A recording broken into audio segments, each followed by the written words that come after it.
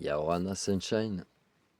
Aujourd'hui, je voudrais te parler des lieux mégalithiques, ce qu'on appelle. Le mégalithique va te ramener à moins 4000 ou 6000 ans avant Jésus-Christ, donc c'est-à-dire à plus de 8000 ans avant notre ère, du moins dans notre calendrier, tel qu'on le connaît, puisque le calendrier, si tu fais des recherches, il est biaisé. Il est biaisé, pourquoi? Parce qu'il est... Déjà, le calendrier est posé sur la naissance du Christ, alors que le commencement de l'humanité n'est pas le début de la naissance du Christ, et qu'en plus, on te dit qu'il y a 12 mois, dans les termes christianiques, catholiques, alors que selon le calendrier lunaire, ce qu'ils appellent entre lapins païens, tu n'avais pas 12 mois, tu en avais 13 qui sont calés sur les cycles lunaires qui sont de 28 jours, qui sont calés sur les cycles menstruels des femmes. Peu importe la temporalité, ça c'est un concept terrien en fait. Et en fait, les sites mégalithiques, tu en retrouves partout sur la planète.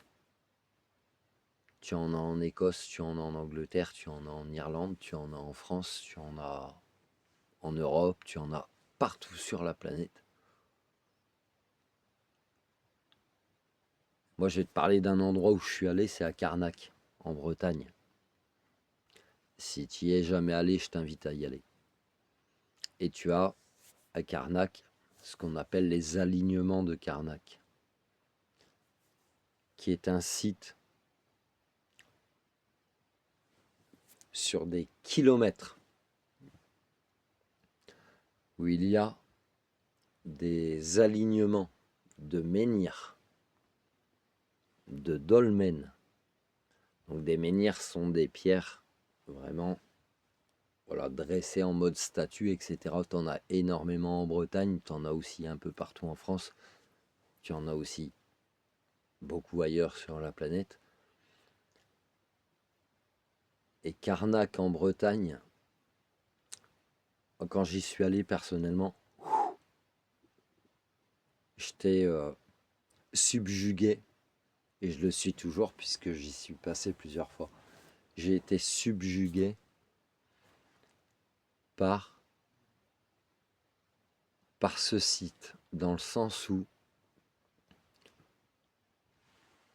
ok, une pierre d'1,50 m qui fait 400-500 kilos, une tonne, ok, on peut se faire chier à la dresser comme ça, à la mettre debout. Mais ces alignements, et si tu connais pas, je t'invite à faire des recherches, les alignements de Carnac, tu as des milliers de pierres comme ça, alignées. Donc des menhirs alignés. Et tu en as qui font, là je t'ai donné un exemple, qui font 1 m, 1,50 m. Tu en as qui ont, tu as des menhirs qui font 6 mètres de haut, 10 mètres de haut, même en Bretagne. Tu as des menhirs bon, qui sont couchés maintenant, mais qui font, je crois qu'en Bretagne d'ailleurs, tu as l'un des plus grands menhirs, même s'il est couché, l'un des plus grands menhirs d'Europe qui doit faire une vingtaine de mètres, si je dis pas de conneries. Et ça te pose la question en fait.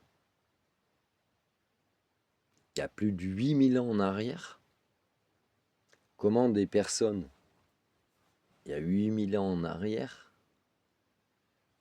sans notre technologie, comment ils ont pu faire ça? Combien de temps ça a pu leur prendre? Tu as également des dolmens. Un dolmen, c'est un menhir, c'est une pierre toute seule droite, plantée dans la terre. Un dolmen, c'est 3 pierres. C'est-à-dire, c'est 2 menhirs dans la terre et une stèle au-dessus, donc une autre pierre au-dessus, de plusieurs tonnes, tu te poses la question, mais comment ils ont fait? Tu as également d'autres structures qui s'appellent des tumulus. Tu en as aussi à Karnak. Tu en as dans d'autres contrées. Un tumulus, c'est un peu comme une yourte, si tu veux.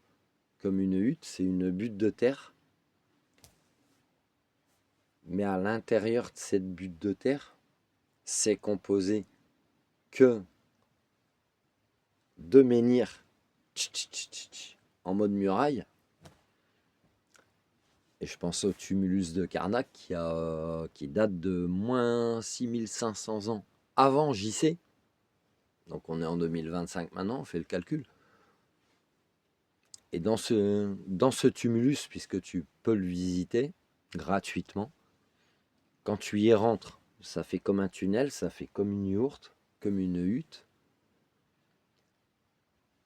Et au plafond, tu as un rocher qui fait le plafond, qui est un rocher rond, qui doit faire à peu près 3 mètres, peut-être un peu plus, un peu moins, non, un peu plus, je pense. 3 mètres de diamètre, et qui compose le toit de cette structure. Et par-dessus, il y a de la terre. Donc quand tu es dans le tumulus, tu t'en rends pas compte en fait. Est-ce que c'était des lieux de culte? Est-ce que c'était juste des abris? Peu importe.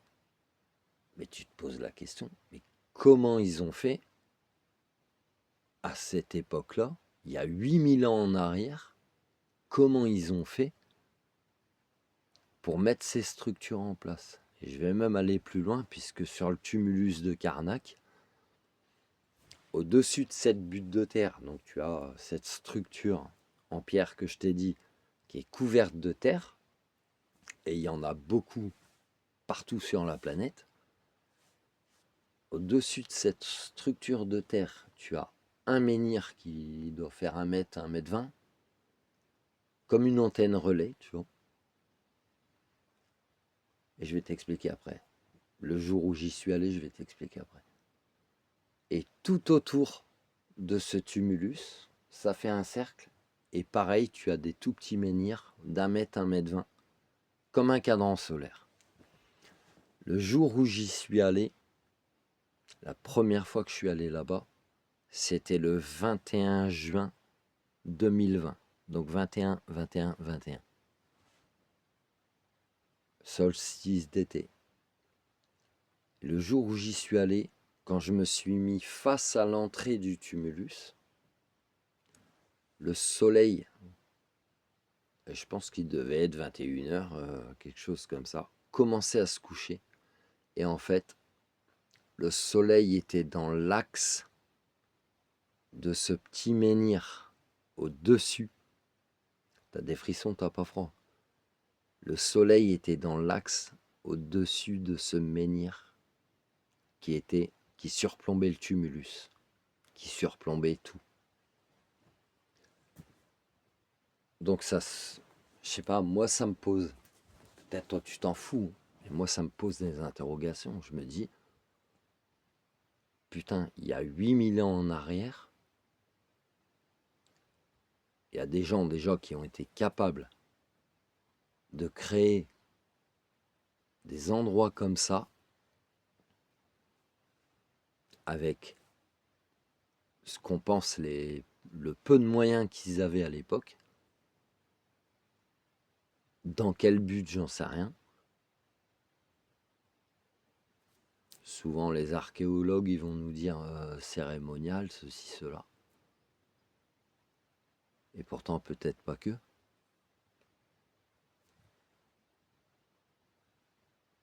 Et je me pose des questions, en fait. Je me dis, il y a des trucs qu'on a oubliés, que l'humain, il a oublié. Il y a du savoir qui est caché. Il y a des choses qu'on ne sait pas. Ou ouais, qu'on a oublié. Et quand j'étais à cette époque-là sur Karnak, j'entendais un groupe de personnes parler. en me promenant, et eux-mêmes, ces personnes se posaient le même genre de questions que je me pose moi, et puis qui peuvent te susciter une interrogation aussi dans ce que je te transmets. Et puis à l'époque, j'avais vu une vidéo sur Internet qui parlait de la lévitation sonore, qui est de la physique, où tu sais, avec un certain son en fait, oh, tu peux faire léviter des objets. Et dans cette vidéo, il le montrait avec des pierres en fait. Et quand j'ai entendu ces personnes discuter, je me suis arrêté et je leur ai expliqué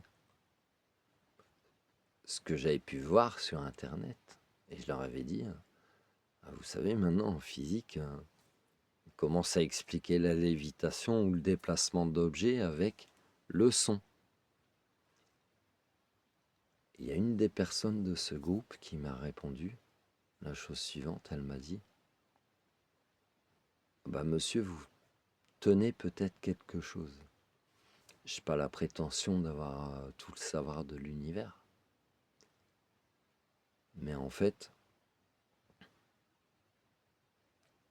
peut-être oui, qu'à ces époques-là, ils avaient un savoir qu'on a oublié ou qu'on a peut-être voulu nous faire oublier. Mais qui n'est ni plus ni moins que de la physique qu'on redécouvre en fait maintenant.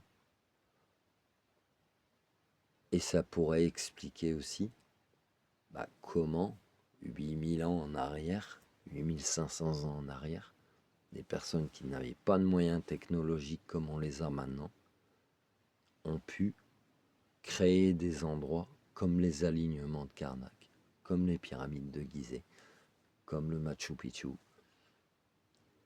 comme la muraille de Chine, comme bien d'autres endroits sur la planète, ou les statues de l'île de Pâques, qui peuvent susciter beaucoup d'interrogations encore à notre époque, puisque tous ces endroits sont quand même révélés au grand jour depuis quasiment un siècle, on va dire. Et pourtant, ils ont toujours été là. Mais qu'on n'en a toujours pas les compréhensions, les explications. Ou du moins, peut-être que les explications sont là, mais qu'elles nous sont cachées. Voilà. En tout cas, quand tu vas sur des lieux comme ça, si un jour tu voyages en Bretagne, eh bien, je t'invite à aller sur les alignements de Karnak. Je t'invite, si tu vas au Mexique, à aller au Machu Picchu,